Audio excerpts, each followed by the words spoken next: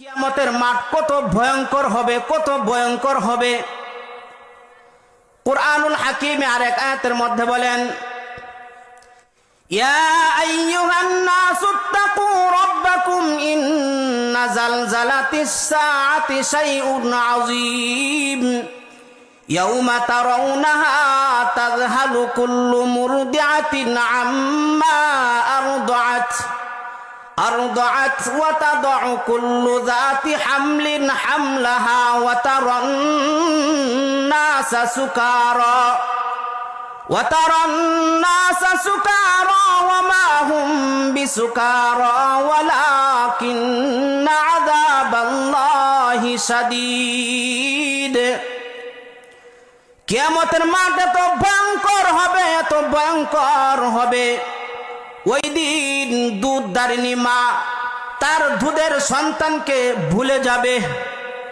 শুধু তাই নয়, গর্ভধারিণী মা তার গর্ভপাত হয়ে বেহুশ হয়ে যাবে, নিজেও বলতে পারবে না। আল্লাহ তাআলার আযাব এত কঠিন হবে, এত কঠিন হবে, আপনি নিজেও চিন্তাও করতে পারবেন না কত ভয়ঙ্কর হবে। মানুষগুলো বেহুশ হয়ে পড়ে থাকবে, মাতাল অবস্থায় থাকবে। হাদিস শরীফের মধ্যে এসেছে, ইন্নাকুম মাহশুরুনা ইয়াউমাল কিয়ামাতি হুফাতান উরাতান গুরলা।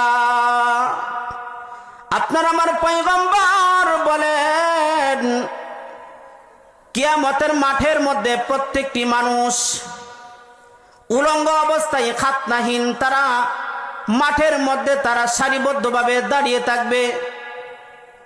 হযরত আম্মা জান আয়েশা রাদিয়াল্লাহু তাআলা আনহা তিনি প্রশ্ন করিলেন, ইয়া রাসূলুল্লাহ, মানুষ এইভাবে উলঙ্গ অবস্থায় সারিবদ্ধভাবে দাঁড়িয়ে থাকবে, আমাদের কি কোনো লজ্জা হবে না? আমাদের কি কোনো শরম হবে না? আমাদের কি কোনো শরম হবে না? আপনার আমার পয়গম্বরকে তিনি প্রশ্ন করিলেন। পরের নম্বর হাদিসের মধ্যে এসেছে, আল আমরু আসাদ্দু মিন আইয়ানজুরা বা'দুহুম ইলা বা'দ। ও আয়েশা, তুমি শুনে রাখো, কিয়ামতের এত কঠিন মুহূর্তে প্রত্যেকটি মানুষ নিজেকে নিজে নিয়ে ব্যস্ত থাকবে আর হাহাকার হয়ে যাবে, ইয়া নফসি ইয়া নফসির পড়তে থাকবে। এমন কঠিন ভয়ানক অবস্থা হবে, নিজেকে নিজে নিয়ে ব্যস্ত থাকবে, কেউ কাহার দিকে সময়ও পাবে না, তাকানো সময় পাবে না, অনেক ব্যস্ত হয়ে যাবে নিজেকে নিয়ে। এত কঠিন ভয়ানক অবস্থা হবে। আবু দাউদ শরীফের হাদিস শরীফের মধ্যে এসেছে, হযরতে আম্মা জান আয়েশা রাদিয়াল্লাহু তাআলা আনহা তিনি জিজ্ঞাসা করিলেন, ইয়া রাসূলুল্লাহ, কঠিন মুহূর্তে আপনি কি আপনার নিজের পরিবারকেও কি আপনি ভুলে যাবেন? এই প্রশ্ন কে করিলেন? হযরতে আয়েশা রাদিয়াল্লাহু তাআলা আনহা তিনি আপনার আমার পয়গম্বরকে তিনি জিজ্ঞাসা করিলেন, কিয়ামতের কঠিন মুহূর্তে আপনি কি আপনার পরিবারকেও ভুলে যাবেন? হযরতে আম্মা জান আয়েশা রাদিয়াল্লাহু তাআলা আনহা বললেন, ও আয়েশা, এমন তিনটি কঠিন সময় আসবে, ওই তিনটি মুহূর্তে কেউ কাহার কথা স্মরণ রাখবে না, প্রত্যেকেই নিজেকে নিয়ে অনেক ব্যস্ত থাকবে, অনেক ব্যস্ত থাকবে। প্রথম নাম্বারে হলো, প্রত্যেকটি মানুষের আমলনামা আকাশের মধ্যে উড়িয়ে দেওয়া হবে, প্রত্যেকেই পেরেশানিতে ভুগতে থাকবে।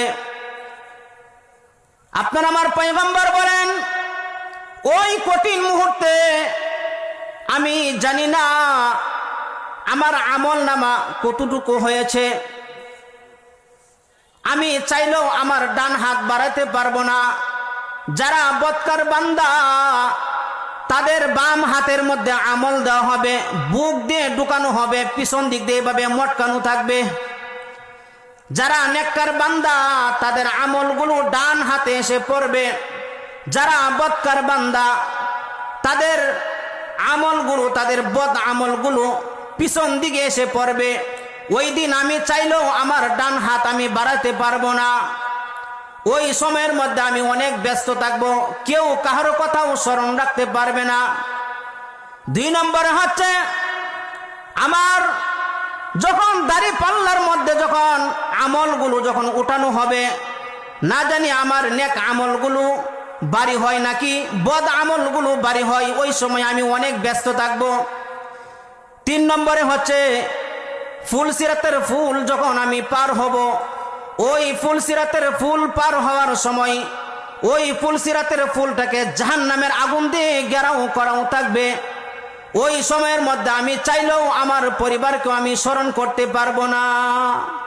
এবার আপনি চিন্তা করেন আপনি কতটুকু আমল করেছেন, ওই আমল দিয়ে আপনি কি পরকালের জিন্দেগি পার হতে পারবেন কিনা।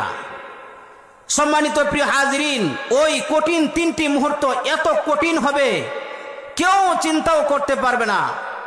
এই জন্য প্রত্যেকটি মুহূর্তে আমি কি কাজ করতেছি ওই সময়ের মধ্যে আমার চিন্তা করতে হবে। আজকে আমাদের দেশ এমন এক পরিস্থিতি হয়েছে যেই দেশের মধ্যে